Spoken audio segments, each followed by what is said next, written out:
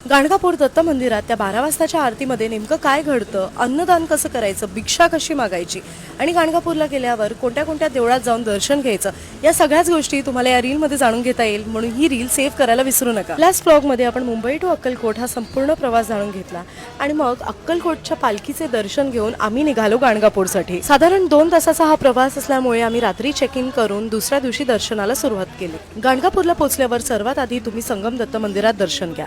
इथे भीमा आणि अमरजा नदीचा संगम आहे, जिथे भक्त स्नान करून दत्तनाम जप करतात. बरं, इतकंच नाही तर लोक इथे गुरुचरित्र सुद्धा वाचतात आणि शांत बसून ध्यान करतात. ही जागा कदाचित तुम्ही देऊळबंद मध्ये नक्कीच बघितली असेल. त्यानंतर आम्ही निघालो गाणगापूरच्या दत्तात्रय मंदिरात जायला. गाणगापूरच्या या दत्त मंदिरात तुम्हाला एक वेगळीच ऊर्जा अनुभवायला मिळते आणि इकडची जी 12 वाजताची आरती असते ती खूपच प्रभावशाली असते. आरती दरम्यान तुम्ही भिक्षा मागू शकता आणि अन्नदान सुद्धा करू शकता.